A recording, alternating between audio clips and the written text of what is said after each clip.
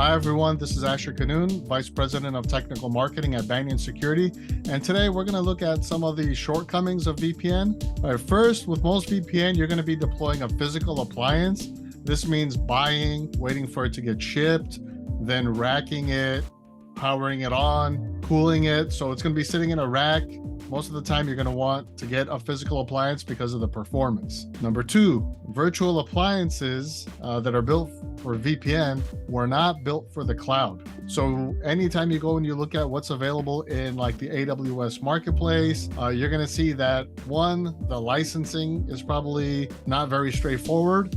And two, the scalability and performance seems to always be limited. So if you have something that's physical, that's on-prem, where you're doing thousands of connections and you have like gigabits of throughput, typically a VPN appliance that's in cloud is going to be limited to like 200 users and maybe 50 or 100 megabits per second. All right, number three, deploying appliances in active passive clusters. So this is usually how it's done, especially on-prem. So you have one box that you're active that is doing all the work.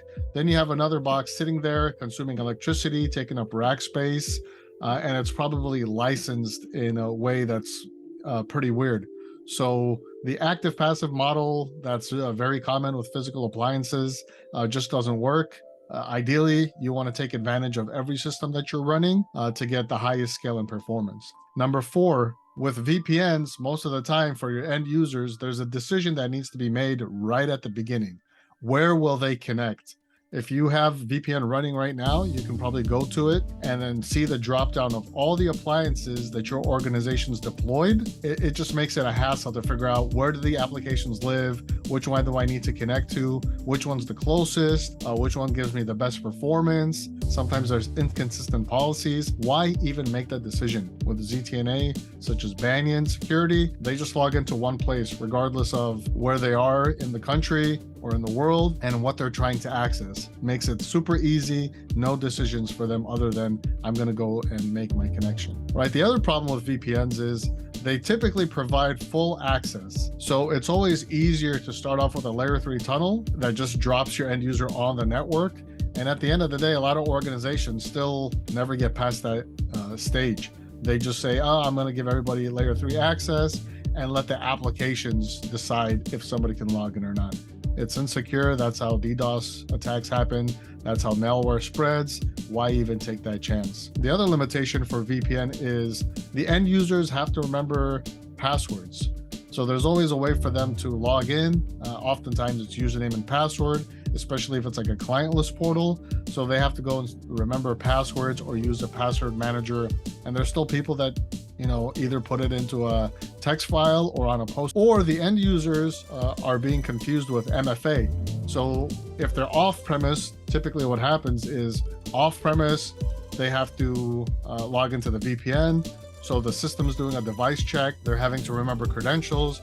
They're having to use multi-factor authentication, such as a token or a push. And then they go on premises, and then they just connect to the Wi-Fi and they're able to access everything. They're just using credentials. So it becomes confusing. And with a ZTNA product, you're basically doing the same policy for device, same authentication, whether you're on-prem or off-prem.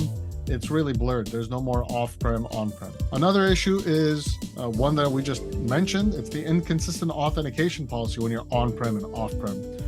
This is insecure and it's confusing to end users.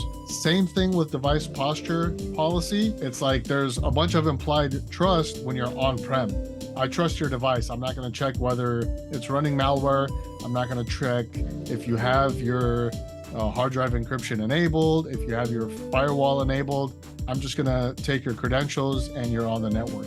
That inconsistency is how problems occur. Moreover, when we talk about SaaS, VPNs weren't really built for SaaS. A VPN is when you're remote and you're trying to access something on-prem, so SaaS isn't even in the picture.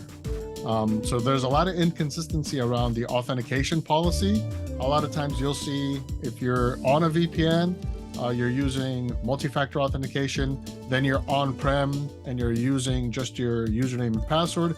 Then when you want to go connect to SaaS, either you're using something completely different, like a IAM solution or another external identity provider, or you're having to remember a different set of credentials for different websites and stuff like that.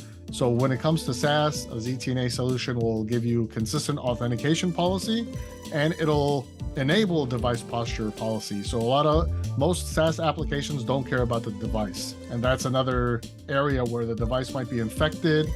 It might not impact the application, but it could be stealing information from the site. So you want to enable device posture policy. It could be to check things like, is this a BYOD versus corporate device? And you can create policies based on that. Or it could be some of the things I mentioned. Have we enabled antivirus? Is the firewall enabled on the device, and so on. VPNs also require many inbound ports to be enabled. At minimum, it's like 4 different ports, port 80, sometimes port 443 or 8443. You're gonna have to enable things like SSH if you wanna have like proxied SSH. So that's just way too many inbound ports.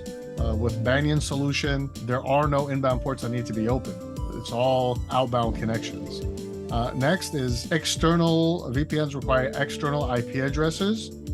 So if you have an active passive, if you have a bunch of these appliances around the globe, they all require external IP addresses. And nowadays it's getting really hard to get a bunch of external IP addresses. In some areas, we're hearing people waiting 6 months from when they order IP addresses to actually getting them. With solution like ours, we take advantage of NATing on the firewall. You don't need an external IP address. You also don't need to update DNS. That's another big thing. That's just one less step for your organization to do to get you up and running quickly. With a solution like Banyan's ZTNA solution, we can get you up and running in 15 minutes without ever having to touch your DNS server or your external firewall. Not being able to immediately address out of compliant devices. So your end users are going to have devices that may go out of compliance with a VPN. The first thing they're going to do is call IT. By the time IT takes care of it, it could be Monday morning if the issue occurred over the weekend. So not being able to address an out of compliance device or not being able to do something about it immediately is a huge concern. With Banyan's ZTNA solution, as soon as we discover the device is out of compliance, the system automatically either will reduce the level of access. So if you have, let's say you have your financial system, that's a high risk system, they don't have access to that. But if you want to give them access to like an intranet site where it's pretty much read only, they can have access to that when they have a device that's in low compliance. They might have turned off their firewall, or they might be running some malware. You want to be able to address that immediately, not wait until an IT guy can take care of it. The last two, with VPN, it might require a different solution based on the device. So we've seen where someone's using MDM for mobile devices and connecting through an MDM proxy. And then for their Macs, they're using one thing. For Windows, they're using another thing. For Linux, they're using another thing. And then for third-party users, they're using, yet again, a different VPN. It gets really hard to manage.